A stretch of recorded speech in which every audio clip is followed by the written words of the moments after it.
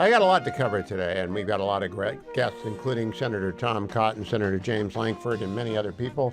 Chuck Box is back to talk about his brand new book, Battle Mountain. We got a lot going on, but I want to begin with what happened yesterday. Donald Trump issued another executive order. This executive order from President Trump is named Ensuring Accountability for All Agencies. It's very significant. It's very significant because it's a direct challenge to independent regulatory agencies. Now, please don't get bored. I'm going to try and make this as brief and as interesting as possible. I'll begin by saying the very first class I had as an undergraduate in the fall of 1974 was the first class in Gov 30 taught by Professor James Q. Wilson. It was about the Interstate Commerce Commission. Now, the Interstate Commerce Commission was formed in 1887 to regulate railroads. It no longer exists. It's been folded into the Department of Transportation, but it was an independent agency, meaning it did not take direction from the president, and therefore it was a forerunner, a precursor of what would become an explosion. I think there are more than 50 now. I was just making a list during the break. There's the Federal Deposit Insurance Corporation. There's the Administrative Conference of the United States. There's the Merit Systems Protection Board. There is the Tennessee Valley Authority, the Federal Trade Commission, Consumer Product Safety Commission, Federal Election Commission. It goes on and on and on. And they're not provided for in the Constitution. Article 1 of the Constitution says, here's the legislative authority vested in Congress. Here's what they can do. Article 1, Section 8, 18 different clauses, including a necessary and proper clause at the end, which is a catch-all. Justice Scalia called it the last refuge for whenever Congress wants to do something that is ultra vires, outside of its powers, they invoke the necessary and proper clause. But they have a bunch of powers. Congress can do a bunch of things. Then Article 2, there's one executive branch, and the president runs it. And then Article 3 is the judiciary. And then the rest of the articles deal with discrete issues. But 1, 2, and 3, legislative, executive, judicial. There is no section for independent agencies. But Congress invented them, beginning in 1887, as a means of sort of delegating their power. And they're quasi-legislative, they're quasi-judicial, they're quasi-executive. They're an amalgam of all three branches of government. Well, what James Q. Wilson, who was a fabulous professor, he was born in Colorado. He began his teaching career at Harvard in, I think, 1961, and he kept at it until he went to UCLA in, I think, the 80s, and then he went to Pepperdine, and then he went back to BC. He died in 2012. But he was a fabulous lecturer and a brilliant man. His book, The Moral Sense, was basically his attempt to grapple with the idea of where does conscience come from. He was a fabulous lecturer as well. He made the Interstate Commerce Commission interesting, and it isn't. It's railroads, railroad rates. And why did the ICC come into business? But he made it interesting. And I've taught administrative law. I teach constitutional law now for 27 years. I have to deal with this peculiar world of independent agencies, which are not provided for in the Constitution. Well, Donald Trump, my guess is, at the prodding of Russ Vought, who is the director of the Office of Management and Budget, and a very smart guy, has issued this executive order, which says all executive departments and agencies, including so-called independent agencies, shall submit for review all proposed and final significant regulatory actions to the Office of Information and Regulatory Affairs, OIRA, it's well known, at the Executive Office of the President. It's part of OMB. It does say it applies to the Federal Election Commission, but it does not apply to the Federal Reserve System or the Open Market Committee. To carve that out. It then goes on to say, and this is going to cause heartburn at all the independent agencies, Section 6, Paragraph B, the heads of independent regulatory agencies shall establish a position of White House liaison in their respective agencies. Such position shall be at grade 15 of the general schedule and shall be placed in Schedule C of the accepted service. That means they want a landing zone. They want a place where they can drop in a senior level political appointee, and grade 15 is not senior executive service, but it's pretty high. They'll be able to get some serious people to do this. And they want to drop one in at every independent agency. And the reason is transparent. They want to know what's going on. They want to call a flag when anyone is doing something like throwing gold bars off the Titanic, which is what they did at EPA during the transition. Administrator Zeldin made a video about that. EPA is not an independent agency. It's part of the executive branch. But there are political people, politicized people, ideological people who will do everything they can to resist the appropriate and direct directions of the president and or his designees, either out of the White House, executive office of the president, or as a cabinet secretary. And that's not the way the government's supposed to work. We have a unitary executive. Andy McCarthy and I talked about this yesterday. I would recommend that you go and watch the short video that Andy and I did on why it makes sense to make a direct charge at a case called Humphrey's Executor. Humphrey's Executor stands for the proposition that independent agencies, those which Congress has set up, governed by an individual or a board with a set term, who is not to be removed, either the individual or the board, except for cause, in fact, raised significant constitutional problems which have gone unaddressed for almost 90 years. Okay, that case, Humphrey's Executor, is a 1935 or 1936 case. And it was 9-0, so it wasn't close. Middle of the Depression, they're getting ready to make the switch in time that saves the 9, and the court's not going to mess around with an agency that gets created in the middle of the Great Depression, or who's running it. They're not going to get bollocksed up in that, and they weren't going to give more power to FDR. That's a cynic's view of that, which is, boy, if we let FDR replace all the heads of the boards and the commissions, then he's going to have even more power, and he's already got both the Senate and the Congress. It's a very elaborate and interesting area. However, the bottom line, it's not what the framers intended. It's got nothing to do with the Constitution. Doesn't mean it's unconstitutional. It just means it has no explicit authority. Independent agencies do not exist in the Constitution. They are not part of the constitutional order.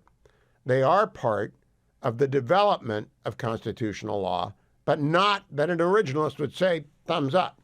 And as Andrew McCarthy noted yesterday, at least two justices, Justices Thomas and Gorsuch, have indicated they're kind of uneasy with the idea of this vast armada of alphabet soup agencies having authority independent of everyone. And the Federal Trade Commission does, and so does the Consumer Product Safety Commission, and so does the Federal Elections Commission. They get their commissioners. The only check and balance is that the people who serve on that board have to go through Senate advise and consent. But they can go rogue, and they do go rogue. They go rogue under conservatives. They go rogue under liberals. They go rogue under Republicans. They go rogue under Democrats.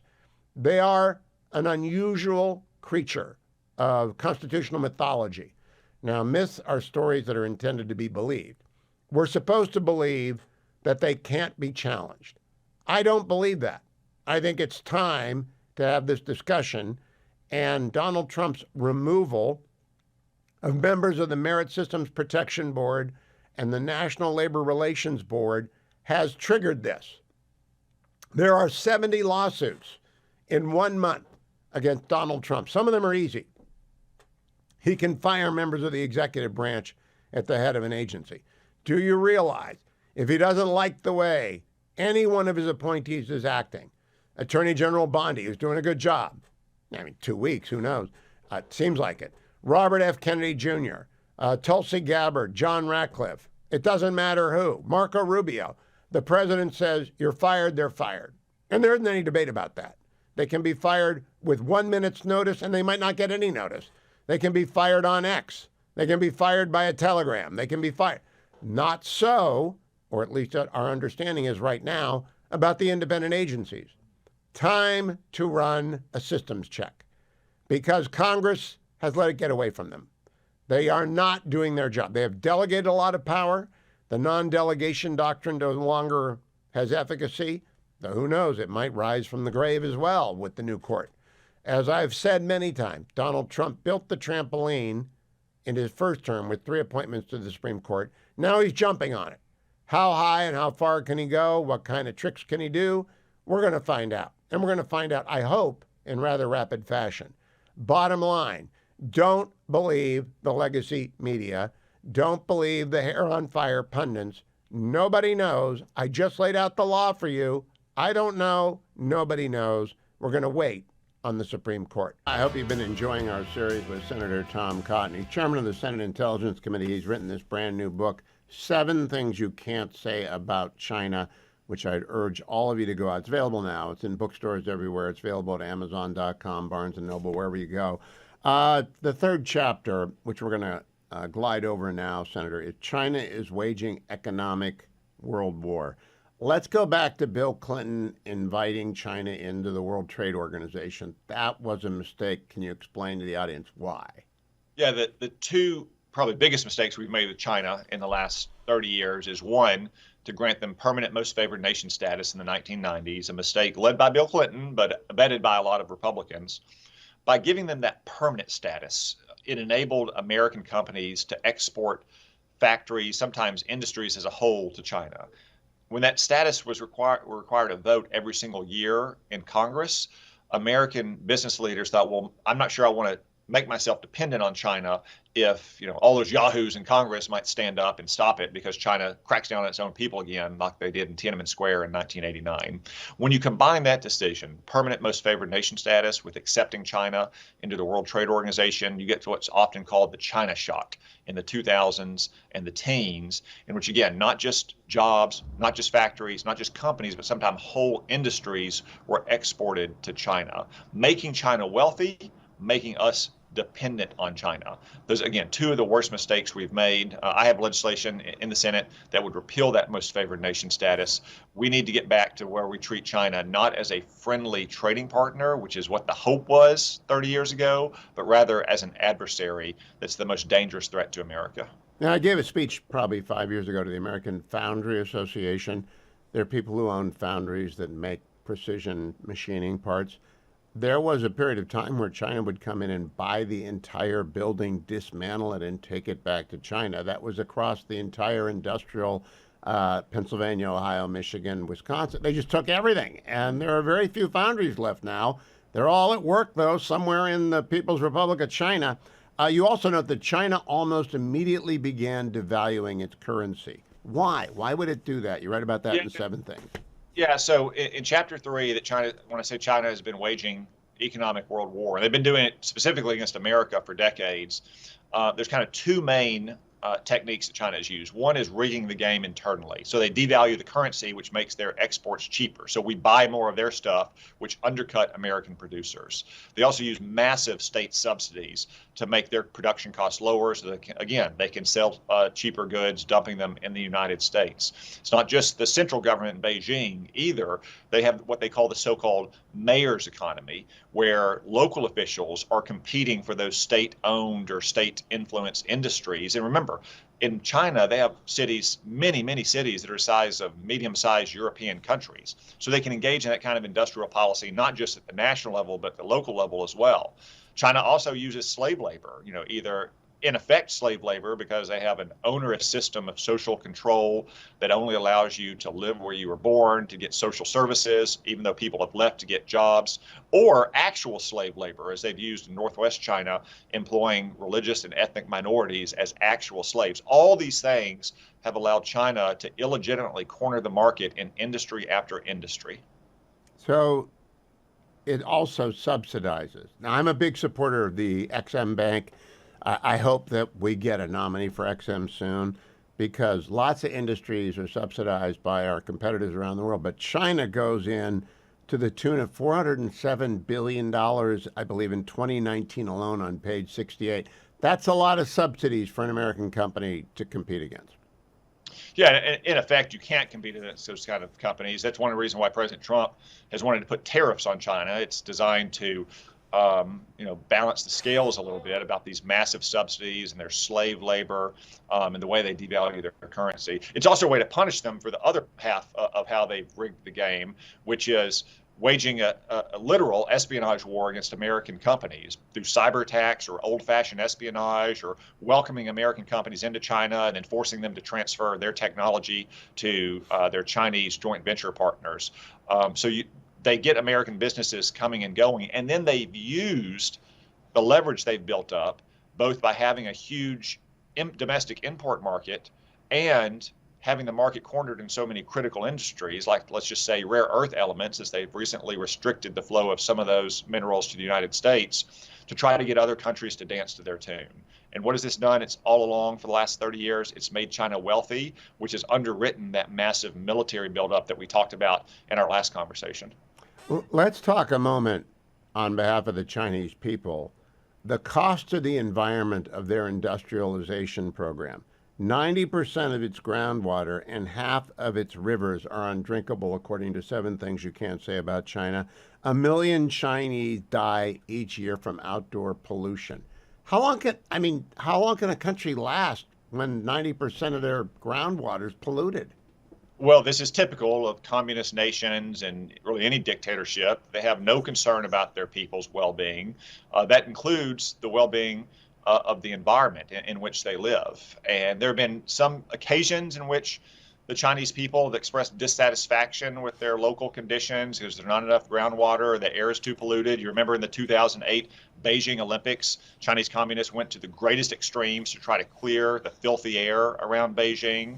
But this is just another way that China tries to get an advantage on its foreign competitors, because of course here in America, we do care about the health of our citizens. We care about having clean air and clean drinking water. And that imposes some costs on business as a whole, but those are costs that we've decided that we want to bear because it's good for our country as a whole. It won't surprise anyone to learn that in 7 Things You Can't Say About China, it's all detailed how the Chinese Communist Party are thieves, the Chinese Communist Party are spies, but they will be surprised that China's cornered the green market and that green is the new red. 2/3 of electric vehicles in the world, 80% of cells for EVs are made there, and they're not making them out of the market model, are they, Senator? No, they're using all the techniques we've talked about, devaluing the currency, subsidizing industries, stealing technology from America and other pro-American countries. They went from producing almost no solar cells, almost no electric vehicles, or the electric batteries for electric vehicles, the most important and valuable part, to having the market almost totally cornered. Now, look, you don't have to put solar cells on your rooftop. You don't have to want to drive an electric vehicle to understand that thousands of our fellow Americans put food on the table for their families in those industries, and they deserve a fair shake in their industry, just like every American worker in every other industry deserves a fair shake, and they're not getting it. You mentioned germanium and gallium, which I've never heard of until I read 7 Things You Can't Say About China. We have a minute to the break. The Godfather line is in here someday. It may never come. I will call upon you to do a service for me. I guess if we need germanium, we got to go and give them something. And it's also other so-called rare earth elements. Since I wrote the book, that China has also restricted the flow to America since President Trump imposed the latest round of tariffs. The thing about these elements, though, Hugh, it's important to know they're not really rare. It's not like oil that is under certain countries around the world and not other countries. You could find them in the ground in most places. What you can't get is the mining, processing, and manufacturing of it, which, again, we've outsourced to China and allowed them to corner the market using all of these techniques we've discussed. Senator Cotton will be back with part 4 in our series, America. Don't miss it when it comes along. 7 Things You Can't Say About China is in bookstores now. Akash Chogali is the Vice President of Americans for Prosperity. He joins me from Washington, D.C. Akash, good Wednesday to you. Can you fill us in on President Trump's Truth Social post today where he said he wants one big, beautiful bill, not 2?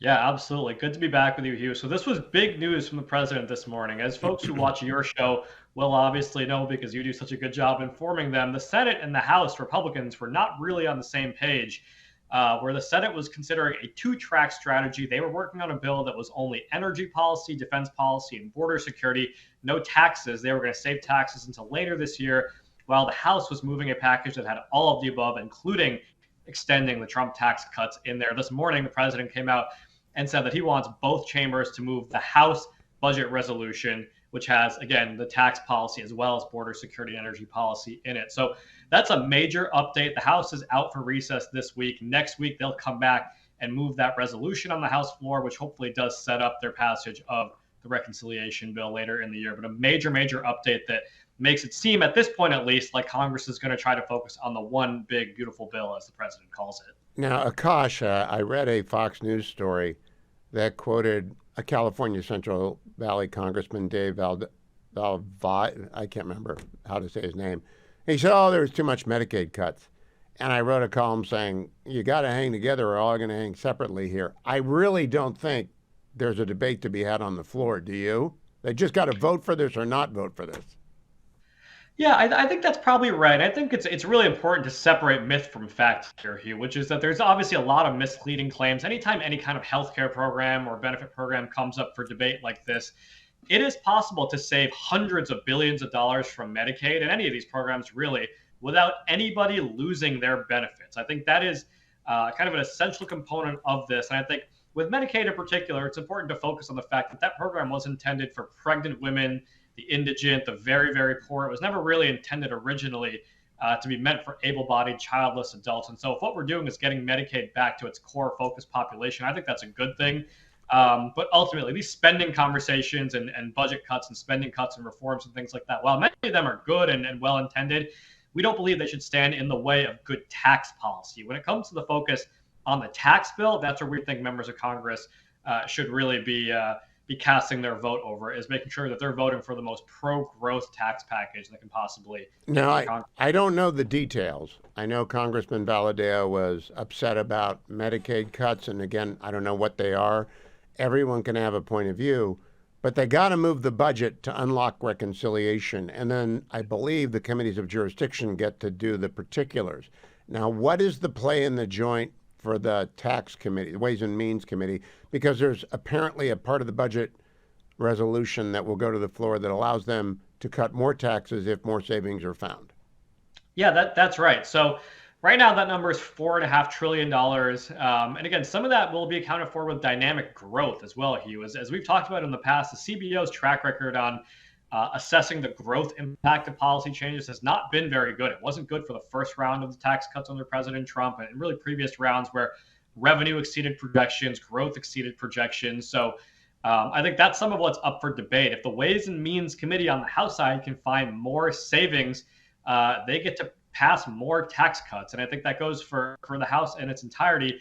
The more they can find in savings, the more room it gives them to pass tax cuts, which is important because right now it's going to be very difficult to make those tax cuts permanent. But if they can find more savings, then the resolution gives them the ability to make those tax cuts permanent, which is ultimately the best case scenario for families and for employers in this country. Does it have to be savings or can they find revenue as well, Akash? They can find revenue, Hugh, but I think as long as they focus on getting rid of tax expenditures and corporate welfare, that's a great thing. What we don't want to see is new taxes, increased tax rates, things like, you might remember the debate over the border adjustment tax last time around. That would have been $1 trillion tax hike on consumers. It would harm American manufacturers who import goods, import inputs from abroad. And so we don't want to see any new taxes. Akash, can I interrupt you? I want to tax dope. Because every state that I know that legalizes marijuana is making bank on it. The federal government still prohibits its sale and its possession. It doesn't make any sense. Would you object to sin taxes going up? Well, I think we got to look at sin taxes carefully, Hugh. We don't think taxes should be levied based on whether people think products are good or bad. Taxes should be applied broadly, fairly across the board. Sin taxes are very uncertain revenue sources. And so if we're trying to raise sustainable revenue, those might not be the way to go. But certainly there are plenty of places to cut corporate welfare to raise revenue in a way that doesn't harm the American people and American consumers. I will say that we're going to get a little more clarity on this view on Monday. Speaker Johnson is doing an event with AFP live stream on our platform. Oh, good. And I got to get Chairman Smith back on. Because if there's one guy we want to talk to right now, Chairman Smith, he's chairman of Ways and Means.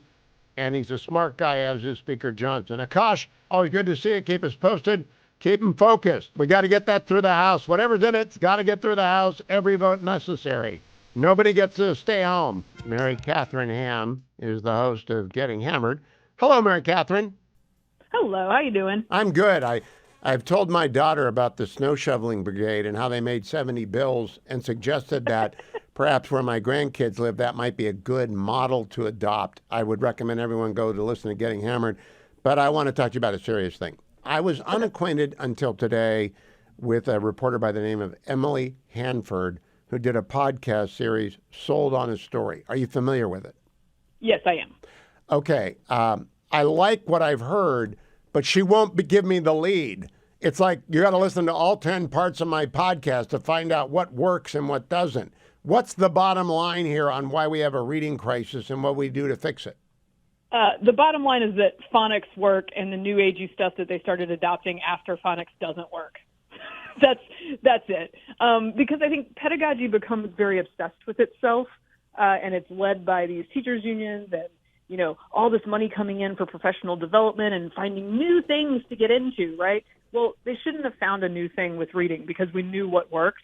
They found a new thing with reading. It became the trendy thing. It took over in a lot of areas where it shouldn't have, and places that are going back to it, Mississippi, Louisiana, going back to basic phonics and the teaching thereof for both their teachers and the kids are seeing great success. Now, you're a podcaster, and you know who Emily is, and you know that it's good work. Do you understand what I'm saying? Like, she buries the lead. She does an interview. She never tells, Yes. you know, parents and teachers haven't got 10 episodes to listen to get to the bottom line. Well, to be fair, I mean, is that a public radio production? I'm not sure. It doesn't say NPR on it, but it's close. The point being, we're all capitalists here. She's got to make a living. She's got to stretch you for 10 episodes so that she can put some ads on there. You know, I don't mind her doing that, but I think you could begin the way you did, which is at the end of this, I'm going to explain to you where we went wrong. But if you're wondering what you ought to do right now, go get a book on phonics. Is that the bottom line?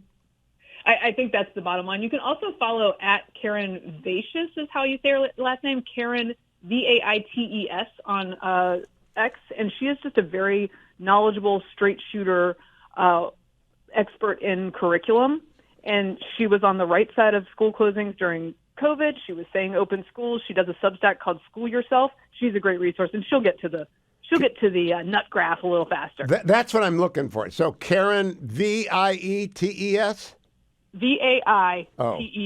And the Substack is called School Yourself. That might be the easiest way to find it. Okay, School Yourself. Because when I got to the end of episode 1 and Emily dropped the 82% of black children are reading deficient at the end of 4th grade. That is, forget systemic racism, forget CRT, that is a disaster for a generation of kids. Yes, it is. And if we do not course correct quickly, it's very bad news. I will say that Emily Hanford podcast was listened to by a lot of libs who support public schools. So perhaps they could talk to their, cohort and tell them we got to make a turn here. Oh, I want everyone to listen to Sold on a Story. I just wish she would do a summary of it. And I don't think her readers or listeners will stop listening. It's very well produced radio. I mean, it's an extraordinarily good audio, lots of reporting. I know they got to make a living, but I do think we got to sound the alarm bell. Now, that brings me to Christine Rosen will be on next week. She wrote the book, The Extinction of Experience. Yesterday on the Commentary podcast, she raised the question about the extinction of expertise, and she compared Jay Bhattacharya, who's going to be over at NIH, yay, and Robert Kennedy Jr. over at HHS. Not so yay, in my view. I think he's eccentric, and I'm not really comfortable taking his word for it. I am comfortable taking Dr. J's word for it. How do we restore expertise where it needs to be restored? Yeah, I think this is really tricky, and those two are a perfect example of how you have two different kinds of answers to the loss of public trust, because Dr. J, in my mind, is absolutely an expert who has all the correct credentials, but was nonetheless spurned by his exact cohort and friends and colleagues in Ivy League schools and elsewhere in public health because he thought freely. That truly is what happened to Dr. J. And every time and also he's been incredibly gracious throughout all of it. Oh, yes. Yes, so very. Good at that. He's very measured. He has a lot to back him up. Marty McCarty, similar story, right? So I trust those guys a lot. Then you have RFK Jr., who I think Dan Foster was the one who made the point that he was going to get confirmed because every sort of kooky belief he has a kooky constituency, and all combined they make a large part of the American public. Now, those constituencies have been red-pilled or become cynical about public health with good reason. But that doesn't mean that the avatar of mistrust in public health, RFK Jr., is always right. So that there's two different answers to the public trust crisis. I prefer Dr. J and Marty Makary as the answer. RFK Jr. is more of the, frankly, like reality TV, Instagram version of how we're going to solve that problem. And I hesitate to group anyone under a heading like MAGA. That's just too big of a heading, and it's usually used derisively. But I do want to know how we re-credential people like Emily Hanford or Karen Vides or other people. How do we go about that? I mean, you do it, but people have got to listen to Getting Hammered to hear that, and you and Vic, you're not snow shovel experts. By the way, did you charge them for the snow shovels, the rental, the wear and tear on the shovels? We did not. We probably should have, No, I'm just saying, if they're going to think that the supply chain works for them and not for no one else, that's not right. But how do we do that? Should we have like a bulletin board of people we can trust? So I think that one of the beauties of the fragmentation of media is that you do get to pick the people you trust. But I think one of the problems is that institutionally, the people who were right during COVID were not rewarded for being right. Like, many of the public health people are still in charge. Many in Washington will argue that every single person at the CDC should remain there, even though they made obvious mistakes or lied to us. And I think the Trump administration actually is a step forward in clearing out some of the people who did obviously bad things and lied, and putting in people like a Dr. Jay Bhattacharya or a Marty Makary who actually got things right. I am with you on that. I would still like to have a master graph of people to listen to. And it doesn't mean we're going to rag on people that we don't listen to, but people who proved it and stood in the face of fire, as Dr. J did, they get a lot of credit from my book. MK Hammer on X. Go and listen to Getting Hammered, the podcast she hosts along with Vic Mattis of the Washington Free Beacon. Listen to every episode, and if you want the lowdown on snow shoveling, that's the most recent episode of Getting Hammered. Those of you who are missing my colleague Dennis Prager should realize over at Pragertopia, you can get a daily dose of Dennis. Here's a clip.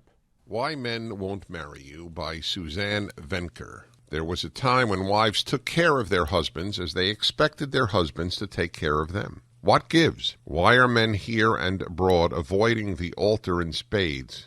I feel the reason why I'm not married is because society puts it on to where the man has to be the leader of the household. I'm telling you, Pragertopia is worth your time. Go and visit Pragertopia today, become a member, and you'll get Dennis every day until he's back.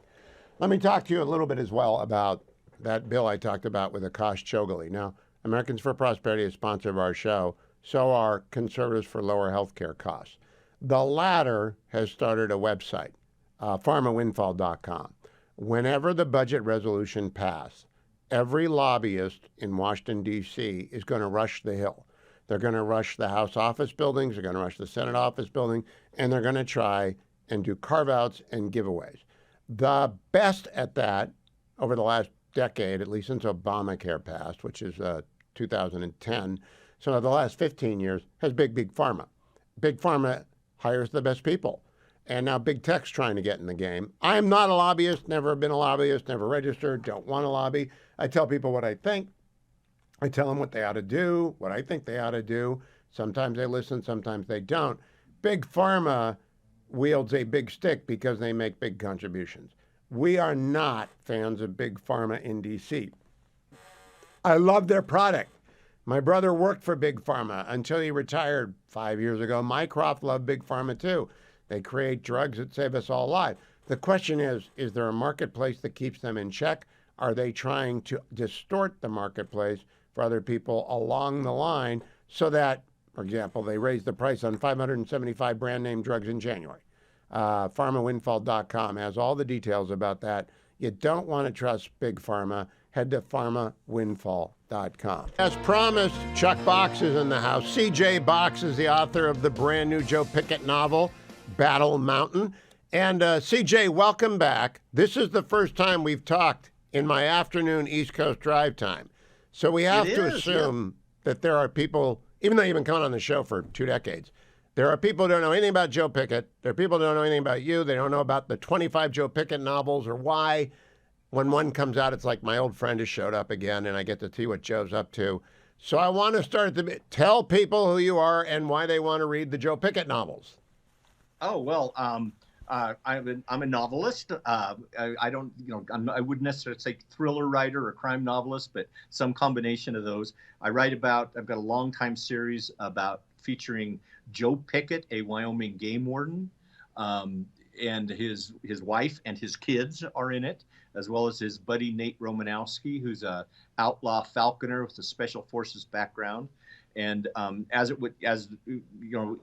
Joe's job would suggest, the books primarily take place outdoors. There's a lot of environmental, energy-related, other kinds of issues explored in the books, but hopefully they're page turners. They've done very well. Every book has outsold the last book, going on 25 years, which I'm very proud of. That's remarkable. It won't continue forever. Yeah.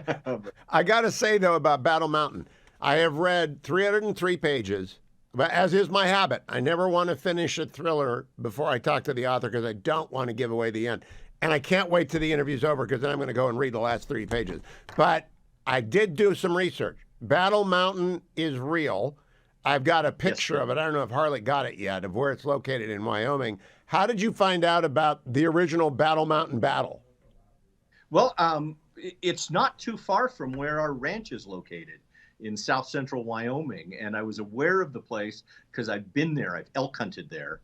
And I was curious about the name myself and found out it was based on a real battle that took place in the 1830s between mountain men and American Indians, where a couple of the mountain men got killed. A few of them escaped eventually. And when they finally got off of it, they referred to it by that name, and the name has stuck. I went and read the whole story of Battle Mountain as I was going through this. I always have to keep a list of new things I learn in a C.J. Box thriller, whether it's one of his one-offs or if it's a Joe Pickett book. And I made a long list in here, and we'll go through a couple of them. But that could be a movie. Battle Mountain is that's a pretty interesting little story of it in itself. I'm glad you condensed it for readers, but I'm here to tell the audience it's true. Yes, it is, and I love to do that. I mean, I don't write historical westerns, but if I can reach back a little bit and include an actual location and tell a little bit about it, it's fun for me, and I think it's fun for readers too, because there are actually people who go on CJ Box tours of Wyoming and try to go to all the locations, and because I scramble them all geographically, it's pretty frustrating for them. But this one they could find. I am not surprised that happens because it's happened with every big series everywhere. People figure out how to monetize your work. I don't know if they license the CJ Box tour. I hope they don't come to your house. Do they come to your house? They don't, simply Good. Because where I live, all the local people are very nice, and they don't tell them where I live. But you might have a friend named Nate.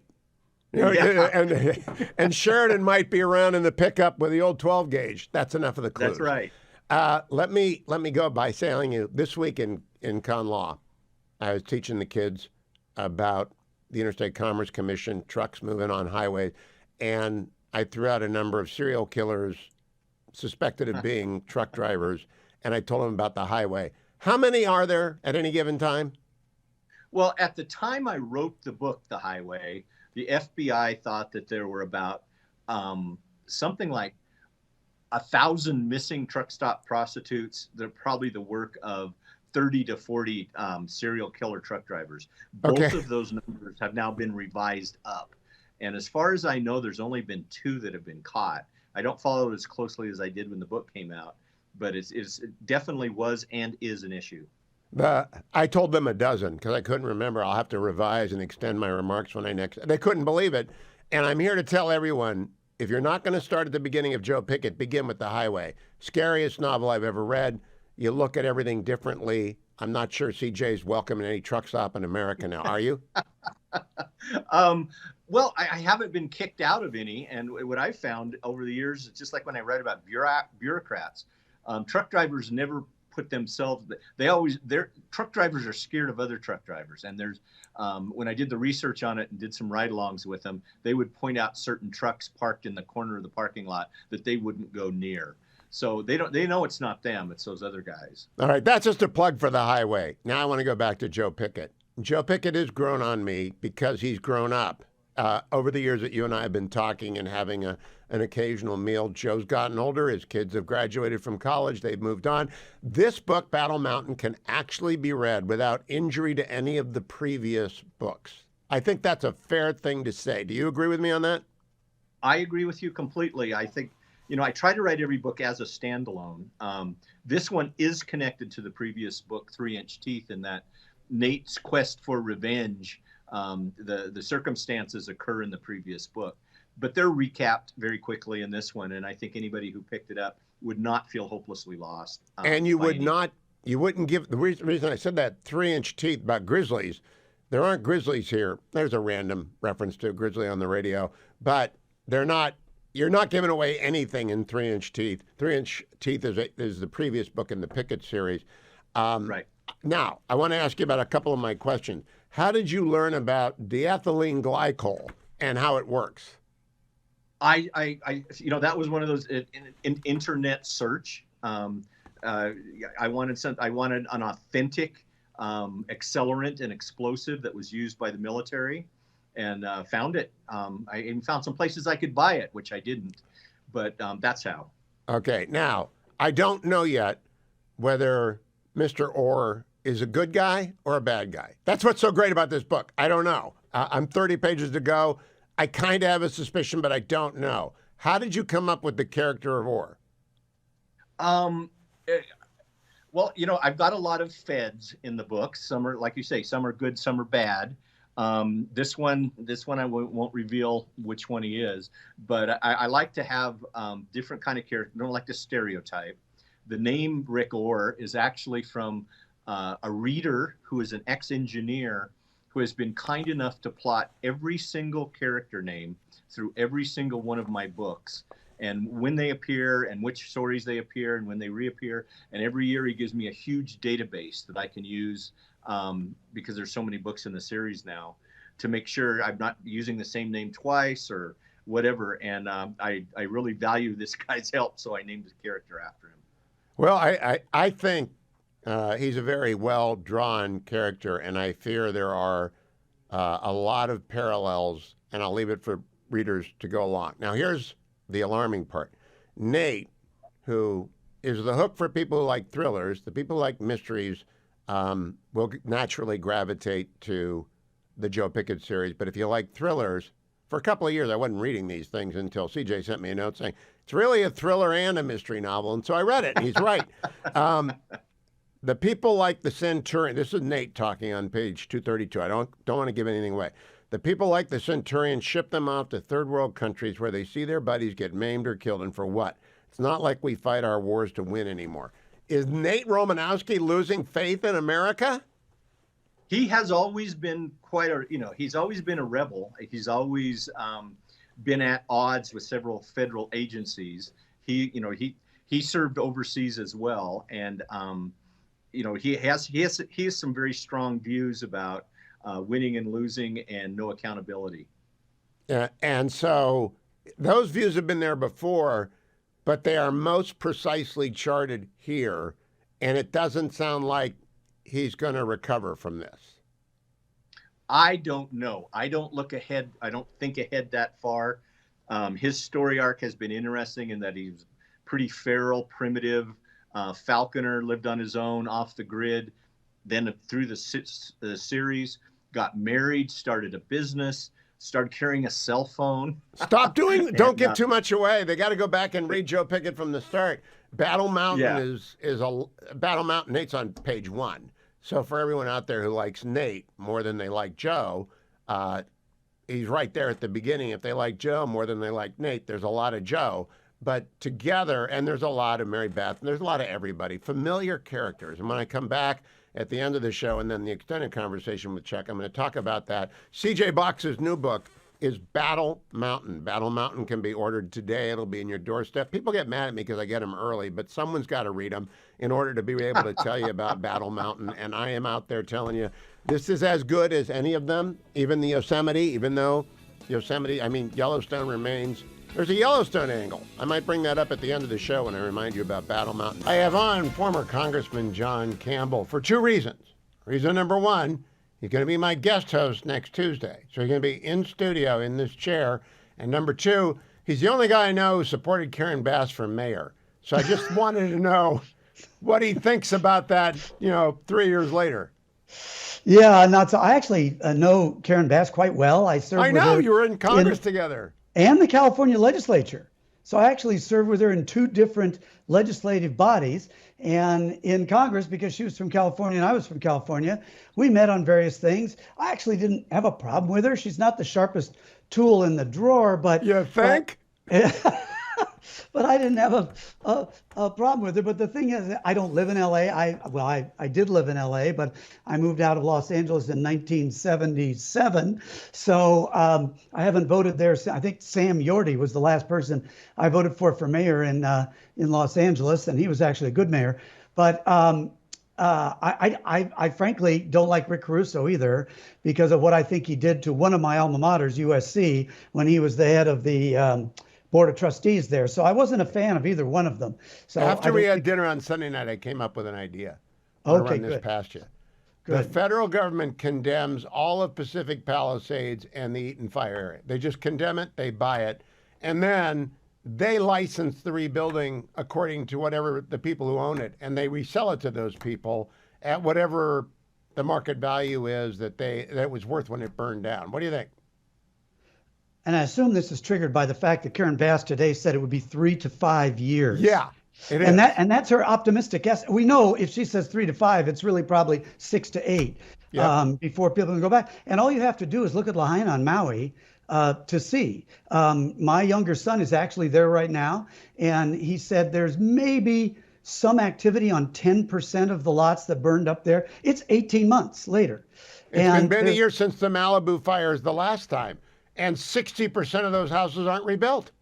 Yeah, it's ridiculous. I go back to, you and I talked about this, I think, over dinner the other night. Or no, it was someone else I was talking to. Do you remember in the 1994 earthquake when the Santa Monica Freeway fell down in Los Angeles? Yes. In Los Angeles, and Pete Wilson was governor, and Mayor Reardon of Los Angeles, and they rebuilt an entire freeway in, was it 30 days? Yeah, this is why I keep a Pete Wilson mug in my studio in California, because it is possible to actually run the state fairly well. Pete and I didn't agree on everything. I did meet my wife at a Pete Wilson fundraiser, but Pete ran the state. It's possible to run California, isn't it? They rebuilt an entire freeway that collapsed in an earthquake in like 30 days. It might have been 90, but it certainly wasn't 3 to 5 years. So it can be done. It just takes competence and leadership and a desire and drive to do this. And nobody on the left can do this. They're all about, well, we have to protect you. You can't really be allowed to do anything on your property because we want to make sure you're safe. We want to make sure what you do is good. We want to make sure what you do doesn't harm the environment. It's just the whole leftist idea that is another little story. So I have farm and a ranch in Kansas where my mother was born. That farm's been in the family for well over 110 years. And I bought some land there and was going to build something on it. And I brought a guy out and I said, what permits do I need? And he says, permits. And I said, yeah, to build on this land. And he says, do you own the land? I said, yeah. He says, what do you need permission to build on your own land for? And I thought, what a concept. Yeah. What a concept. The worst part is that Governor Newsom originally was, we're going to rebuild. And then about 3 weeks later, he was, we're going to get rebuilt to the new green standards that we need to survive climate change. Then Karen Bass comes along. It's like every week that goes by adds a year to the rebuild. Oh yeah, and it's because they talk to people and there's like, this is a real opportunity for us. We can put low-income housing, we can put migrant centers, we can put museums to climate change. We can do all kinds of things there. Be much better than these single-family homes that these people lived in for. So what about my 50 idea? We condemn the property. Doug Burgum, one of the smartest people in the cabinet, Doug Burgum is Secretary of Interior, reaches into they have a Fish and Wildlife Fund there. Says we're buying the whole thing. We're paying you market rate for what it was before it went down. Then you can buy it back for us if you want, or we're going to build what we want. What do you think? Would you let Burgum run the redevelopment in Pacific Palisades and Eaton? No, I want the people who own their property to do whatever they want to do on their property. That's what I want. Subject to zone. I mean, it's a big city. You're going to have zoning restrictions, but subject to that, that's what I want. I want the people who own their property to be able to go back, clean it up if they want, hire somebody to clean it up, and start building if they can find a contractor to do it. That's not going to happen. It's California. Well, John, you want to go back in time. You want to go to the time tunnel, a movie of our youth or a television show from our youth, and go back to 1972. That's not going to happen unless the feds take over. No, well, see, I just... The only reason you want the feds to take over, and the reason I understand that, is because California and Los Angeles are so bad, and they are so badly run. And right now, the federal government is better run. But that might not always be the case, and it wouldn't be the case if this happened in Florida, for example, as they had plenty of disasters, and the state of Florida was able to take care of it themselves. And so you wouldn't want a Biden or a Kamala Harris or a Gavin Newsom federal government stepping in. They wouldn't even think of it. All I want is a bright, shining example of what happens when you let the market work. Well, because but what I'm saying, if you let the market work, the place would be under construction today. Right. But that doesn't, to me, that doesn't involve the federal government. I don't want to go there. A lot of what Trump is doing is devolving power to states, and hopefully states will devolve more power to local governments. And that's, the government closest to the people is the most accountable to the people. And we need to get more decisions pushed out of Washington, D.C. And even as you and I discussed at dinner the other night, a lot of agencies that are currently in Washington, D.C. ought to be relocated. The whole government doesn't have to be there. Department of Interior should not be in a place where they own hardly anything nearby. But it's such a nice building. But it would be really nice if it were in Wyoming or someplace. The Department of the Interior may be my Mississippi. favorite federal building. It's right across the street from the Office of Personnel Management, so I would look at it every day. And they've got these giant hallways, and they got buffaloes and all sorts of stuff in the hallway. It's a grand building. Well, it may be, but maybe they can build something even grander in Idaho. And the funny thing about it is, there's no reason for it to be in Washington, D.C. None. It regulates the West. It's really about the West. None. And that we had a Western caucus when I was, I'm sure they still have it, when I was in Congress, because you talk to somebody from almost any place east of the Mississippi, and the federal government owns maybe 2% of the land in that state, 3%. I think in Utah or something, they own something like 90% of all the... Nevada. Is Nevada the biggest one? Yeah. Where they own something like 90% of all the land area. And so it's the Western states that are most interested in the Department of Interior because the Department of Interior controls most of those states. Yeah, I tried to get a few thousand acres out of the control of the BLM for the city of North Las Vegas and a private developer. Tried for 3 years. Didn't go anywhere because, of course, BLM moves slower than a snail in reverse, and it's never going to change. When I come back, though, John Campbell's going to explain budget and reconciliation to you, because he was on the budget committee, he was on financial services, he knows what this all means, that the House has a budget that's going to the floor, and David Valadao wants to screw it up. I hope John is here to talk to him and say, don't screw it up. President Trump, as part of the peace deal with Putin, would you be willing to consider removing all American troops from Europe? Well, nobody's asked me to do that, so I don't think we'd have to do that. I wouldn't want to do that. But that question's never really come up.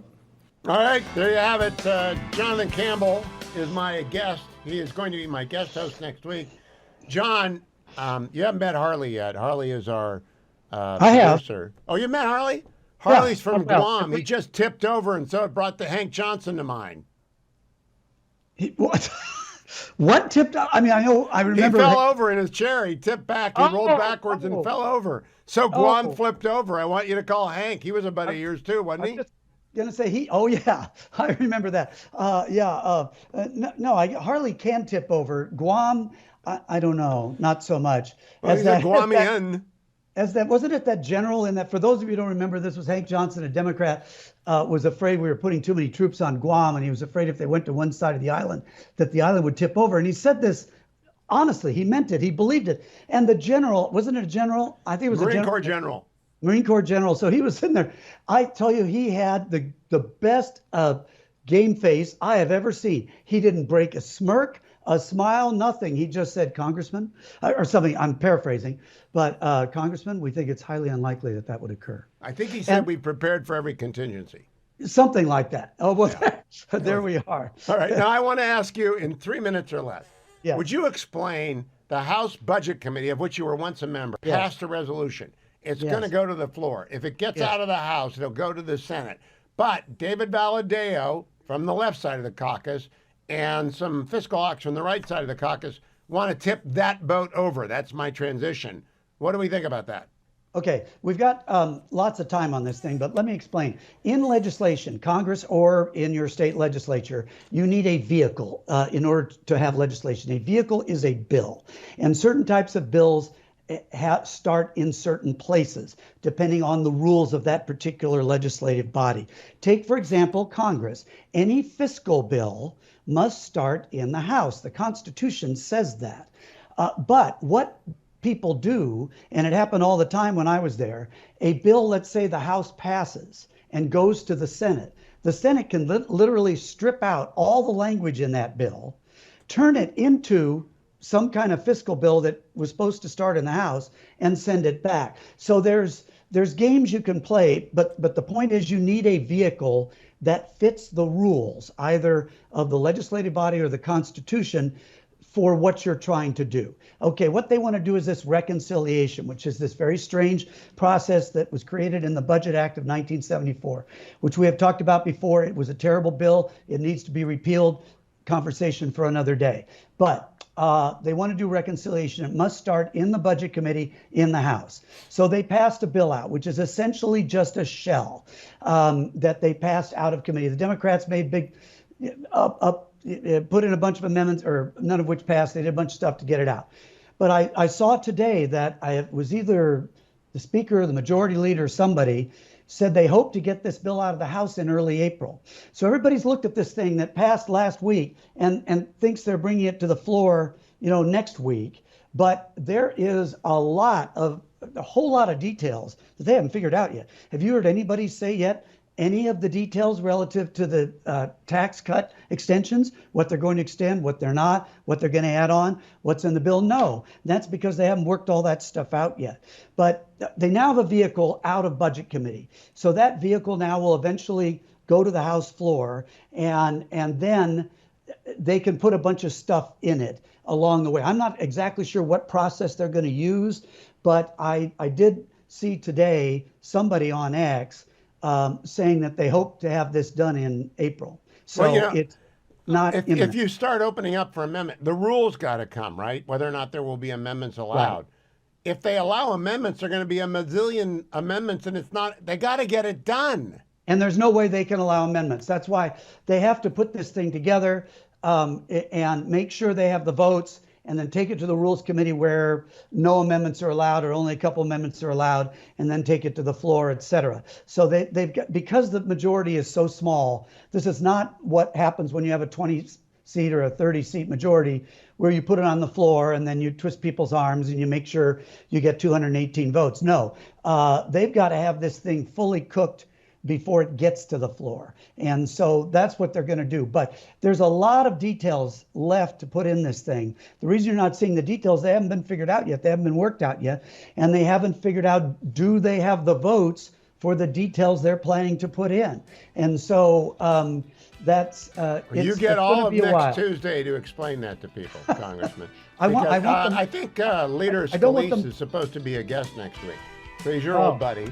We talked to him about that, but we got to get it done. Next week when John Campbell is in, You'll have to talk to Generalissimo about myphdweightloss.com because they are a sponsor of the show, and that music is the music of Dwayne's World. Has John Campbell been joining you on Dwayne's World at all, Dwayne? Just once or twice, not very much. He doesn't want a job anymore, remember? I know, he kind of really retired. But I am wondering, has he been in studio at all? No. So he hasn't seen Skinny Dwayne. Is he ready to be stunned? I don't know if that's going to stun him or not. I You're don't know. Be stunned by that purple shirt if you wear it. Okay, well, fine. 864 644 1900. That's 864 644 1900. And it will connect you to myphdweightloss.com, which does what? It creates a program so that you can lose weight, whatever weight you need to lose, the old-fashioned way, methodically, sensibly, and with accountability, so that you don't have to worry about drugs and fads and shots and all sorts of stuff for the rest of your life. So new listeners may not know, Dwayne went through a battle with cancer how many years ago? That was about 8 years ago. Okay, so he was late today, and he used that again. He Yes. played the cancer card Yes, again. I played the cancer card, yes. Yeah, and so it's always... Some people just call it a follow-up or a checkup. But, yeah, some people call it, I you got to do get my you. blood work done. Yes. But for you, it's just like, well, I'm here in time. At least I didn't fall over in my chair. Well, I know, you're not Kwame. Yes. I do want to let listeners know, though, you're all clear. I am clear. If I ever stop abusing Dwayne on air... Then you know I'm dead in about a week. Things are bad. Then Nate Romanowski's around. All right, thank you, Dwayne. Go get Dwayne's World if you want to hear more about that. Now then, I want to check the markets because I didn't do that last hour. The markets are brought to you by AmericanFederal.com. AmericanFederal.com, our friend Nick Grovich, 1-800-261-7694. No, I did that wrong. 1-800-221-7694. 1-800-221-7694. That's AmericanFederal.com. They buy and sell gold, and they do it every day, all day, and they do it transparently. They tell you what the commission is. If you're buying gold, they tell you what the commission is. If you're selling gold, they tell you how to do the whole thing. They're very, very transparent, very honest. Been in the business for more than 40 years. Lots of people, more people are calling to sell gold than buy gold right now. That's too bad, because if they bought gold last month, they'd be very happy right now because gold went up again today, $2,950 an ounce. Now, it won't go up every day. It doesn't go up every day. It's just been going up most days since American Federal became my sponsor a year ago. And Nick and I stay in touch. We find out what's going on and why people are doing this. But there isn't a cycle he hasn't seen. There isn't a market condition he hasn't lived through. And if you're going to buy gold to diversify your portfolio, or silver, 800-221-7694. The Dow today was up 0.16, the S&P was up 0.24, and the NASDAQ was up 0.07. That's what we call a boring day on the market. Why is it a boring day on the market? Because markets have got to figure out what the taxes are going to be, and we're not going to know what the taxes are going to be until the budget resolution comes out of the House and the Senate says okay or nay. The sooner they do that, the sooner the recovery begins. And now I want to go back to Donald Trump at Mar-a-Lago because he got a question from Mark Caputo about the AP. Now, I love Mark. I think Mark is one, like Jonathan Swan, I always play the question from the good reporters. But I don't think anybody in America, other than the folks who work at AP, care about AP. Here is the question and the answer, cut number 5. I want to ask you a little closer to home. What would it take for you to reconsider the restrictions on the Associated Press?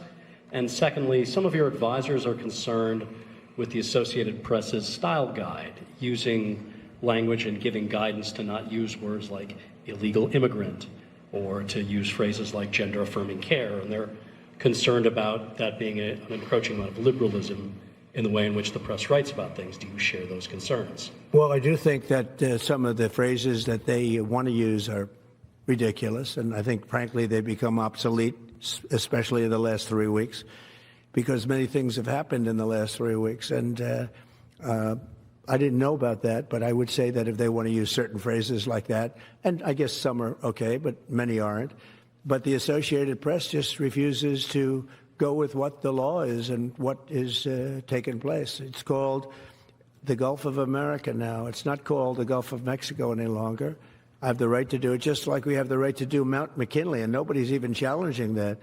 But only essentially, it's primarily the Associated Press, and I don't know what they're doing, but I just say that we're going to keep them out until such time as they agree that it's the Gulf of America. We're very proud of this country, and we want it to be the Gulf of America. Now, the Associated Press, as you know, has been very, very wrong on the election, on Trump and the treatment of Trump, and other things having to do with Trump and Republicans and conservatives. And they're doing us no favors, and I guess I'm not doing them any favors. They're not doing us any favors. Why should we do them favors? Cut number 7, the president gets a question about the dictator Putin. To guard against potentially Russia installing a puppet government. And then finally, how would that new election have an impact on getting Zelensky to sign the rare earth minerals deal? Look, you have leadership, and I like him personally. He's fine. But I don't care about personally. I care about getting the job done. You have leadership now that's allowed a war to go on that should have never even happened, even without the United States. Look, we had a president who was grossly incompetent. He had no idea what he was doing. He said some very stupid things, like going in for portions and all of the things. He made a lot of bad statements, but he's grossly incompetent, and I think everyone knew that. This is something that should have never happened, would have never happened. And I used to discuss it with Putin. President Putin and I would talk about Ukraine. It was the grossly incompetent. He's talking about Joe Biden and the minor incursion, which was grossly incompetent, which is what happens when you have a president who is losing capacity and has been firm and his advisors cover up for him. I want to play a little bit more of President Trump at Mar-a-Lago today, cut number 1, talking about the Russia-Ukraine talks. Well, much more confident. They were very good. Russia wants to do something. They want to stop the savage barbarianism. I mean, what's going on over there? It's soldiers are being killed by the thousands on a weekly basis. It's ridiculous. And they're not American soldiers. They're Russian soldiers, and they're Ukrainian soldiers largely, although a lot of Koreans have been killed, as you know. Quite a bit of them have been killed. They came over to fight, and a large portion have been wiped out. But we want to end it. It's a senseless war. It should have never happened. Would have never happened if I was president. And it's a shame to see it. And I see pictures that you don't see, but I see pictures of fields that look just horrible. It looks like Gettysburg. If you see the old pictures of Gettysburg, it's soldiers lying all over the field, body parts all over the field. They're all dead.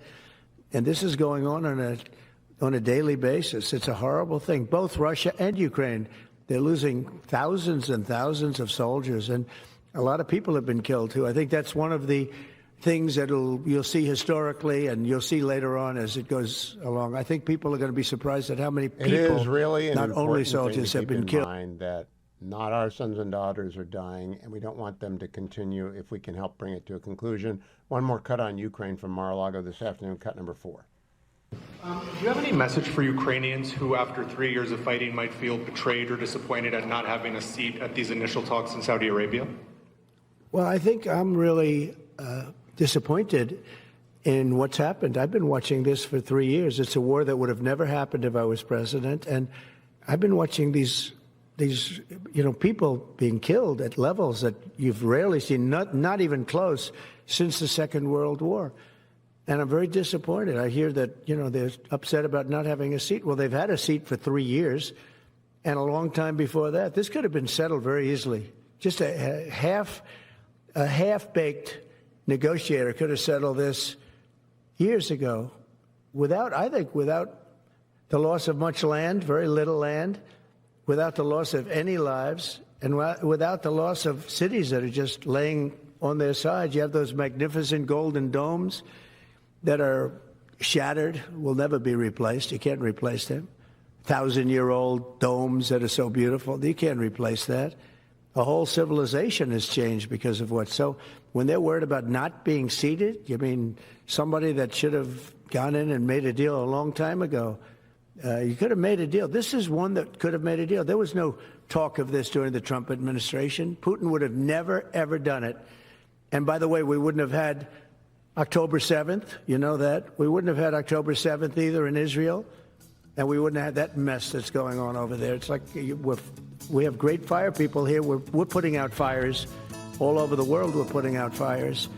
So that wouldn't have happened. And you know what else wouldn't have happened? Inflation. Because it was caused really by the cost of energy going through the roof because of their bad energy policies. And President has a position, he's sticking to his guns, and he's not afraid to talk about it. Race is akin to Nazism, which I think is not true. So I think that's the context within which they're designated as they are. But I don't think it's accurate. They don't have my politics. I'm an American classical liberal conservative. But the idea that they need to be verboten on the same grounds as you would ban the German Nazi Party is ridiculous. Well, I think it is ridiculous, but no one ever explains it from the German point of view. Right. So maybe there's a lineage. But we were told that about Meloni, weren't we? That the Italian prime minister was coming from a Mussolini-linked party at some point? That's actually a fascinating point because this has been put down the memory hole, hasn't it? Meloni, it turns out, is nothing like the person who was described. And she's far more classically Italian as well in her affect and in her politics. I'd forgotten that there was a great freak out over her. Well, okay. Now I want to go to what I really want to talk to you about. Two things. Last week, you were the first person to say on air that you have a neurosurgeon friend who has noticed an increase in head injuries to teenage boys riding the Class 3 bicycles. Have you had a chance to double back with it? I think that's actually a public service for parents to hear. I haven't talked to him about it subsequently. No, I'll give him a call later. But yeah, he is greatly worried about it. We see a lot of them where I live in Northeast Florida, especially around the beach. And this number of injuries has increased. And I mean, he winces every time he sees someone riding one without a helmet, which is the stupidest thing you can do. But as a rule, they're not really good for kids because they're essentially small motorcycles. They are. And what I want to establish is that injuries to children with those bicycles are imminently foreseeable. So the tort liability for the manufacturers and for the parents and for the schools that encourage them to use those is massive. And the moment that tort liability enters into the American market will adjust. But I don't know that they know that there are this many accidents yet. So I'd love to know from your neurosurgeon friend. Now, the last thing, when you were on last week, I just made a reference to the fact that I had begun listening to Evelyn Waugh's Brideshead Revisited. I finished. It's magnificent. I listened to the Jeremy Irons audio book, the 75th edition, which is up there on the screen. You then said, I think it's your favorite novel. Did I hear correctly? And if so, why is it your favorite novel? Well, a couple of things. First, I think it's maybe the most beautifully written modern English book. The prose is stunning. He later was embarrassed by it because he wrote it at a time of rationing and he was looking back on the sumptuous 1920s when he was at Oxford and had friends who lived a little bit like Sebastian. And I think he was so envious of that life that he came to write in a style that is very florid. And when he read it in the 50s, he thought that he'd overdone it. I don't. I think it's a beautiful use of language. But I also just think that as a development of character and of a non-in-your-face discussion of the operation of grace, it's a fascinating work. And he set out to achieve that, and I think he did it. Now, I had a friend who passed away last week, David Allen White, professor of English literature at the Naval Academy for 30 years, always wanted me to read Brideshead Revisited, and I never did because it didn't come up on the radar. Now I know it's actually small e evangelical about Catholicism. Do you agree with that assessment? Oh, absolutely. Absolutely. I mean, if you look at, I won't give too much away, but there's a particular scene in which one of the main characters dies. And I think Christopher Hitchens was irritated by the fact that the character in question does not hold on in his disbelief, or at least in his excommunication. He gives in. So Waugh certainly thought that there was a logic that progressed towards that religious outcome. So going back to the podcast, I think it was the most recent one, the same one in which you made comments about Germany. You yourself are an agnostic, as I recall you telling me, but you said some people are virtuous and some people are sinful. Now that's just commonplace language. It's a handle to grab onto. But if one is agnostic, How does one develop? I used to ask Hitch this every week. He was on the show 70 times. How do you actually come up with a moral spectrum if you're an agnostic? Well, I think we, over time, have developed it as a culture. Certainly religion has informed it, and I'm not sure that it particularly matters whether or not it's metaphysically true. I think that the Christian ethic has a great deal to offer. I also think that a lot of Western civilization and what we regard as virtuous or moral behavior has been determined over time in non-religious contexts. So I think if you sort of want to talk about the theology of it, I do think that irrespective of whether or not one is religious, I think this is what makes one a conservative, is the notion that there is such a thing as good and bad, and that human nature is constant. To me, that is the key insight, that we are the same people as we were 2,000 years ago. We have the same temptations as we did. I'm just not sold on many of the metaphysical claims of religion, but I think it's force for good in the world, and I'm raising my kids within that tradition. Well, I knew that. Do you think, as Brideshead Revisited does with Ryder, who you admire, and with Lord Mountmain, that there's an arc for almost everyone when it comes to that faith question, which is well-traveled? Sorry, say that last part again. Is the arc of the main characters, Charles Ryder and Lord Mountmain, and Julia, all of them, they all travel the same arc from relative disbelief and rejection to belief? Yeah, but of course, the people who start the book Catholic go back to it, and Charles no longer has the zeal that he exhibits at the beginning of the book. That I do think happens to most people in life. Certainly, I am a lot less annoyed about the question than I was 20 years ago. I'm a lot more open to the claims and the ideas. I've just never got there. Now, you are not currently a member of the Catholic Communion, so I'm just curious. It's not morbid to think about the church after Francis. Catholics are obliged to and already have prayed for his recovery, but he's very, very ill. What do you think the church is going to need after Francis, whether it's next week or next year or 5 years from now? Well, you know, when I lived in England, I can't remember when Benedict stepped down, which year it was. It was before I moved to America. And one of the things that really irritated me about the coverage, just as an observer, was that in the left-wing press in England, they talked about the Pope as if he were a politician. So you would get these newspaper articles, and they would say things like, well, of course, in the 21st century, the Catholic Church still thinks this, and a Pope could come in, and you think, well, that's not really the point in it. You know, it's not running for office. And unfortunately, I think this Pope has at times tended toward that. So I'm told by my Catholic friends that we are not looking at the best potential conclave to replace him with someone that I might like. I don't know enough about that. But the trendiness and the desire to please that this Pope has shown, I think is a problem for the Catholic Church. I mean, I'm not Catholic, but one of the things I do find attractive about the Catholic Church is that it has stood on principle for a long time. It has not become the Anglican Church in England.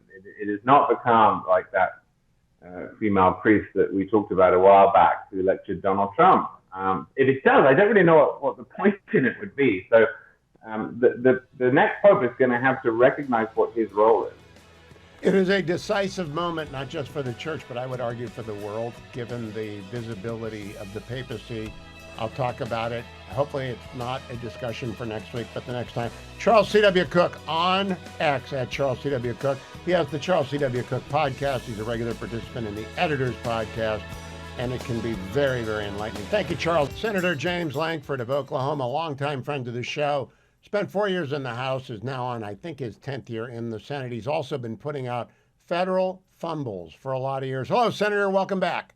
Thank you very much. I still need to get you to sing the song Oklahoma at some point when I come on board. When my voice is better. Senator, you got to stay in the Senate because I don't want you on the radio. I always say that. Federal fumbles. Did Doge know about it before they started doging? I hope they did. You know what? I think they did, because several of the ideas that Elon Musk has actually put out in the last couple of weeks have been things directly out of my federal fumble books in the past, which I'm great with that. We have said all along as a team, I don't care how they get done. They just need to actually get done. So, Senator, you're on Finance Committee. If you were to guess how much DOJ could uncover and either not spend, rescind, or get Congresses to cooperate, how much waste, fraud, and abuse do you think there is? We are plus $1 trillion in total loss that could be changed and could be turned down. Now, it would be hard and people would feel it, but we would be able to work through it. What DOJ can actually identify and what DOJ can actually get done is two different things. There are things that will take legislative action because Congress put that in place and needs to be unwound by Congress, but there's inefficiencies in just the payment systems and the structures. And the easiest way to be able to say it is if you buy something from a town that you don't normally travel to, your credit card company immediately texts you and says, hey, is this really you? In the federal government, the payment system, we know of $100 billion just in Medicare, Medicaid, and improper payments that we don't have any connection to at all. So that one program, there's improper payments of $100 billion and no one's chasing it. Now, you see, that's massive, but it also makes me think, do we spend a lot of time on, for example, in the new edition of Federal Fumbles, which you can get over at Senator Langford's website, there's $2 billion that we sent to the Taliban. Right. And I hear a lot of people say, well, it's only $2 billion. Actually, it adds up, doesn't it? It does. $1 billion here, $1 billion there, and it's real money at some point. Yeah, $2 billion to the Taliban. We also deal with things like the federal agencies. We've now got 17 agencies in the federal government that they're using 25% or less of their floor space of actually their office space. So that means we're paying for 75% of empty buildings, empty desks, phone lines, everything else that's set up for there. No business would ever function that way. So that's an area DOJ could step in immediately and say, we're not going to do that. That doesn't take an act of Congress to do it. This is something they can already identify, the administration can engage on and fix. Now, Senator, I began the show today by doing a brief course in independent agencies and the direct frontal attack on them by the president's executive order yesterday. He's trying to corral independent agencies. Justice Gorsuch, in his book Overruled, says we don't even know how many agencies we have, but we got at least 50, quote, independent agencies. Do you welcome that approach, an executive order saying every independent agency will put in a GS-15 Schedule C as a liaison with the White House? Yep. I not only welcome that, I just about stood on a chair and cheered yesterday when that came out last evening. That is something I've pushed for years. My simple question to every independent agency that comes before Congress is to get them to answer one simple question. You are independent of who? Who are you independent of? Because it's not of Congress, because Congress created them. It's not of the White House, because there's not two executive branches in our Constitution. There's one executive branch, and there's one legislative branch, and there's one judiciary. So they're not independent of all. There's not a fourth branch of government. They're dependent. They're within the structure of it. So I know some of these entities like to think that they're a total fourth branch of government and they're not accountable to anyone, but that's just not true. And they are, what the president's asking for is not unrealistic. Is saying when you actually produce a new regulation, they've got to go through the same process that every other agency does to create a regulation. They can't just create a new regulation, demand it of the American people, when they're literally an unaccountable independent agency. They are dependent and they're a part of the structure. Now, Senator Langford, I'm aware that at least two members of the court listen to the program every day. And right now, I assume they're listening and they're driving home because it's cold and they left early. Do you want them to take up the question of whether a case called Humphrey's Executor, but it really goes to who runs the independent agencies and who can be fired? Do you want them to revisit that? Because that was a 9-0 case supporting the idea of, quote, independent agencies back in 1935. So the most simple way to say this is we're not changing what is, quote unquote, an independent agency. We're just trying to answer the question of how far does their independence go? Their independence doesn't create a fourth branch of government. Congress created them to be able to say, make your own non-political decisions. But when they're creating regulations, they were not doing that in the 1930s. This is a modern-day creation. If they're creating regulations, that should go through the same process as everyone else goes through. That simple question needs to be clarified. That should be a 9-0 decision the other direction. Now, Senator, in terms of the Finance Committee on which you serve, the budget bill doesn't come out of you. It comes out of Senator Graham. But if it ever makes it to a budget resolution, your committee will have jurisdiction on the tax provisions of it. That's correct. Is there any way to foresee whether or not all of the Trump tax cuts will be extended? We're going to extend most of them, if not all of them. Now, there's several of them that we'll actually have to go through and make changes on. So let me give you, for instance, the bonus depreciation is one of the areas that I work on a lot. That is actually diminishing and fading away right now. Every year it's 10 or 20% less each year on that. If we're going to make that a permanent tax policy, which is what we want to be able to do, it's set a number that's not constantly diminishing. So there are some changes that'll be out there like that, but we want to lock down what are the small business rates. The corporate rates are all set, but the S-corps are not, and the small businesses are not. Partnerships are not. So we need to be able to get those locked down so they're predictable for those small businesses to be able to operate, as well as for all the individual rates for every single bracket. And as my Democrat colleagues like to say, this was a bill only about the billionaires. That is 100% not true. Every single tax bracket is changed, and if this bill expires, every single bracket goes up.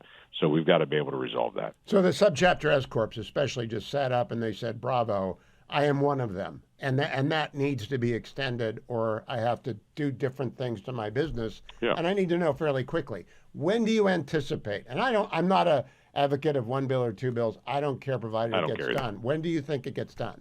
Yeah, and I don't care one bill or two bills. The process is not as important as the product at the end of it. There's a lot of different routes to be able to get to it. Our target is to have it done by this summer, so it is complete, so people have got time. IRS has the time to be able to actually put out the regulations based on it, to be able to make that ready for the end of the year, and so that CPAs don't intensely hate us when we finish this in December. Now, is there a chance that additional revenue will be found? And I'm a big advocate of sin taxes because I'm in California right now. There's marijuana being sold everywhere, no federal tax. It's illegal under federal tax.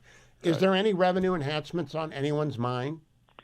Right now, there's a big pile of tax questions that are sitting on the table. Let me give you a for instance on this. Do we continue to allow people that drive EVs? A lot of those are in California.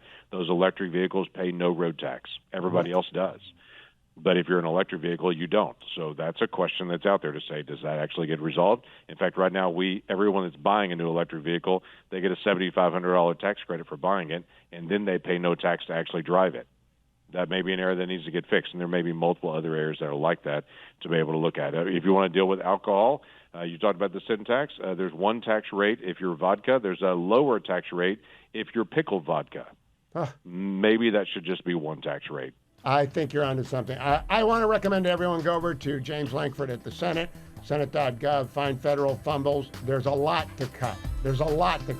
And I hope whatever the reconciliation comes along, they give the president the authority to do just that. Senator James Lankford, thank you. Follow him on X at Senator Lankford. Tara Bedford is with the Washington Examiner, where she is senior editor for investigations. Sarah, what did you make of the Elon Musk, Donald Trump interview last night with Sean Hannity? You know, I think it was kind of sort of a fascinating tiny glimpse into their relationship, because Donald Trump has this reputation for not wanting to share the spotlight with anyone, really wanting to be in control of his own message, wanting to be out front in front of everything the administration is doing. And yet here we are seeing him sort of defy that perception of him sitting next to Elon Musk. And the fact that he's even doing a joint interview with someone who's at the end of the day a special government employee on an advisory committee is, I think, a remarkable insight into how much power and influence Elon Musk has right now. I saw it speculated today, and it was persuasive to me, that President Trump admires the Elon Musk work ethic and energy because it matches his own. What do you think of that theory? I hadn't heard that one, but that's actually super fascinating, because Donald Trump really prides himself on his energy, right? It was one of his biggest attack lines on Joe Biden before we even knew the extent of Joe Biden's cognitive impairments, that Joe Biden was low energy. And he did that all the way back to the Republican primaries in 2016. Low energy Jeb Bush was one of his favorite refrains. So it's something that Donald Trump has long valued in people, respected in people. So that's a really interesting insight. Yeah, it's not mine. I don't know where I saw it, but I thought, that actually makes sense. He doesn't mind sharing the stage with someone who works as hard as he does. Now, Sarah, the Ukraine negotiations have sparked a lot of controversy. What do you make? I'm not covering the details. I'm not covering every word. The president has used some unfortunate words like dictator, but at the same time at Mar-a-Lago today, he was quite, I thought, let's get this done, not particularly critical of anyone. What do you make of it all? Yeah, I think that dictator comment is what caused the most heartburn, certainly on Capitol Hill, where you had Republican senators sort of dodging on having to react to that particular statement. You had the Senate Majority Leader John Thune just saying, you know what, the president said what he said, didn't really want to get into it. That could make Republican senators uncomfortable, especially right now as you have DOJ starting to turn its sights to the Pentagon budget, eyeing cuts there, spending negotiations over the Pentagon budget right now. I think to hear Donald Trump strike a tone on Ukraine that is in a view on Ukraine that's not shared by Republican members of Congress could make all of those negotiations more difficult. Yeah, I don't think Zelensky's a dictator. I think Putin's a dictator. But I also don't attach a whole lot of weight to every word the president uses because he sometimes is typing with two thumbs in a hurry or somebody is typing for him. Let me talk to you about those negotiations itself. What is your expectation next? National Security Advisor Waltz, Secretary Rubio, Steve Witkoff, they're back. Who goes over next?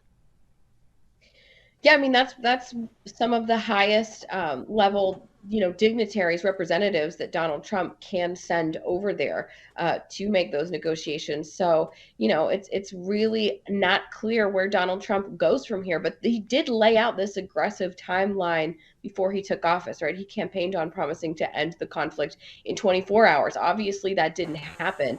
But Donald Trump, he is just interested in ending it, not as interested in the process of getting there. It's a lot like he approaches Capitol Hill negotiations. If Ukraine has to cede territory to end the conflict, I think Donald Trump would be comfortable with ceding a lot more than a lot of people, even in his own party, would be. Now, I want to pick up on something you mentioned, which I haven't been able to follow up yet because it happened during the show. DOJ is going to the Pentagon, and they have marching orders to cut 8% of the budget, even as $150 billion is barreling down the budget pipeline for shipbuilding and the Navy. Is that 8% coming out of the Army? The 8% is supposed to be across the board, except there are specific entities within the Pentagon that would be exempt for those sorts of cuts, like the military's involvement on quelling the crisis on the southern border. But yeah, that's a serious amount of cuts that Pete Hegseth has demanded from the Pentagon. Right now, you have the House and the Senate wrestling with different top line budget numbers for how much money the Pentagon is going to get. And then you have Pete Hegseth issuing basically a third set of marching orders. So there's a lot of confusion about how much money is actually going to wind up in the defense budget right now, because you basically have Senate Republicans, House Republicans, and the Trump administration all singing from a different song sheet on that right now. But I think he said Indo-PACOM will not be impacted, correct? Yeah, there are a number of specific command centers that won't be affected by the pay cut. But interestingly, the European Command Center, I believe, is not going to be immune from the cuts. No, you're right. You're right. And I think that's a clear message to our NATO allies that we're turning our attention to China and they have to deal with Putin. Sarah, always good to see you. Sarah C. Bedford on X. Follow her on X. Read her in the Washington Examiner. I'm going to play for you a long cut of today's press conference with Donald Trump about foreign aid fraud. Before I do, though, we have a great sponsor, andrewandtodd.com. They lend you money to buy a house. They are lenders. They're not middlemen. andrewandtodd.com, 888-888-1172, 888-888-1172. They did our mortgage when we moved from California back to the Beltway. They did Dwayne's mortgage. They've done thousands of your mortgages. Why? They can usually deliver, almost always, the very best rate. They can always deliver service that has no one better, but they are the equal of anyone because they are the underwriter. They want you to get the loan. They're going to help you repair your credit. They're going to give you great financial advice. If necessary, they will get you pre-qualified if you're in a very tight housing market and you don't want to tell someone you'll be back with a contingent offer, but you have to find out how much you can borrow. Better to get pre-qualified. Moreover, and most importantly, when you call 888-888-1172 and they open a file, they will keep that file open for as long as you have a mortgage. And that file will be updated every time mortgage interest rates drop, so that if you can save money by refinancing, they will call you. That's what they did with me for years. Now, interest rates have gone up, so they're not going to be calling me from when I last borrowed money. But when they do get down, and I think they are going to come down under Donald Trump. If you buy now, you can refinance later, and they make it as easy as anyone has ever made it. Financing a house is not a great thing to do. It's not a lot of fun. Like going to the dentist, you got to do it if you want a house. 888-888-1172. Whether you're a veteran, you don't want to put any money down, first-time home buyer, you need the special FHA, or a senior citizen that wants to get money out of your house, you're 62 years and older, and you're living in your primary residence, you never want to make another mortgage payment, but you want to get some equity out, that's andrewandtodd.com. Now, President Trump, earlier today at Mar-a-Lago, cut number 8. Where's the money being spent, right? Let's go into that for just a second. $520 million for a consultant on the environment. It's called Environmental, Social, and Governance. Investments in Africa and mobilize private sector resources. $520 million. Somebody got $520 million for an environmental, sounds like an environmental study.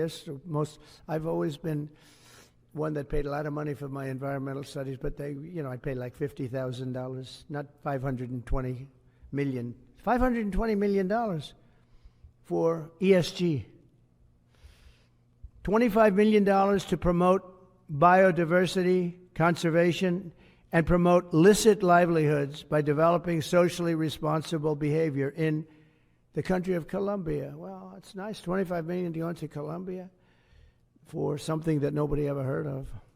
$40 million to improve the social and economic inclusion of sedentary migrants. $40 million. $42 million for Johns Hopkins, great place, to research and drive social and behavior change in Uganda. $42 million. What about us? What about social change in our country? $70 million for a center at Purdue to research university-sourced, evidence-based solutions to developmental challenges. I mean, these are massive numbers on things that nobody ever heard about. $10 million for Mozambique voluntary medical male circumcisions. $10 million for circumcisions in another country. $9.7 million for UC Berkeley to develop a cohort of Cambodian youth with enterprise-driven skills. In other words, let's teach them something about enterprise. What about our people? Can't we teach them about enterprise? $2.3 million for strengthening independent voices in Cambodia.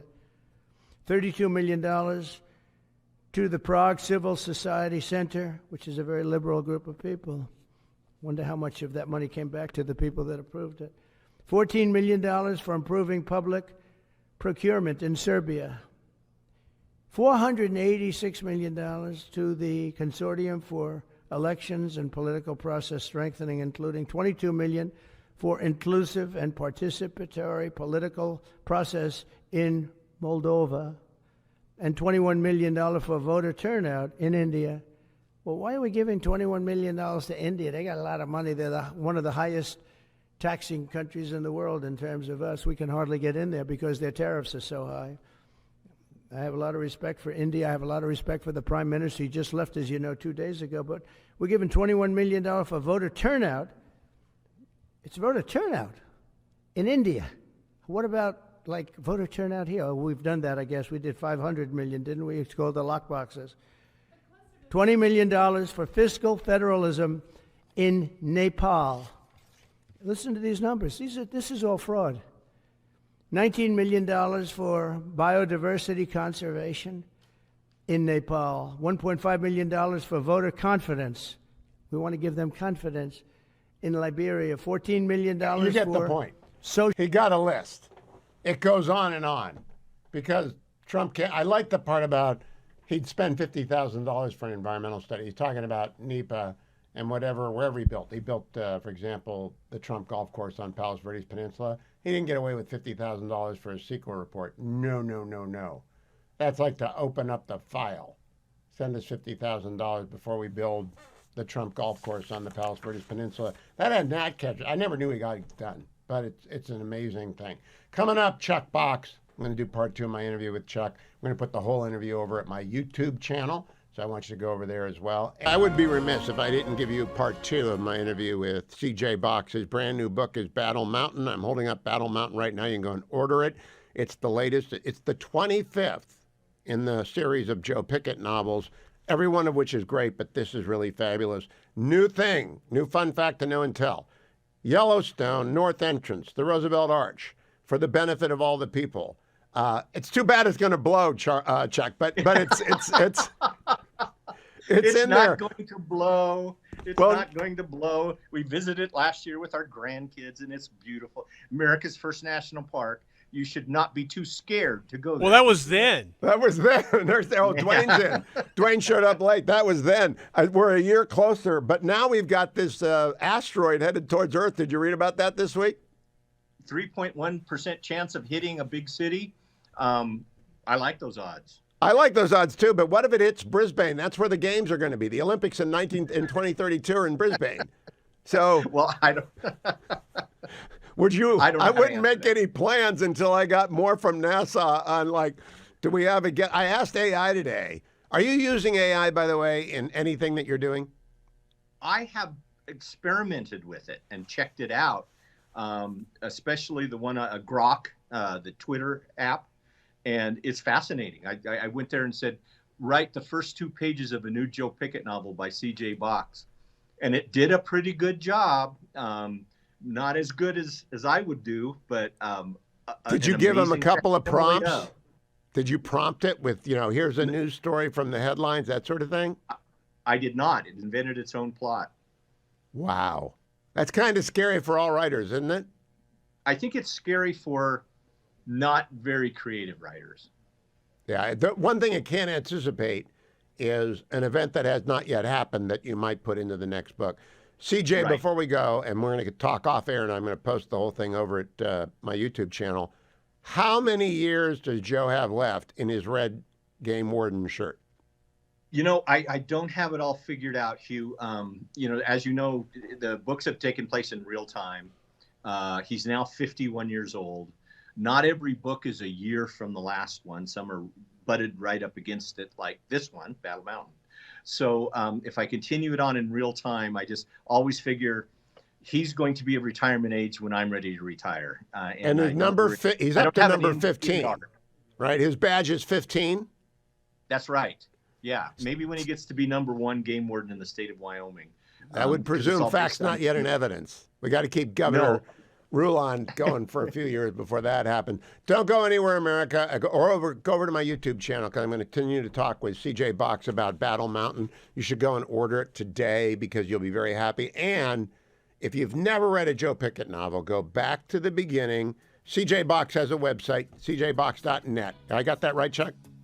That's right. Exactly. Yep. cjbox.net. You can get all the books there. And if you really want to just luxuriate in reading, I actually think it's a great place to start young readers who want to be outdoors and actually be drawn in. I've been talking about reading today.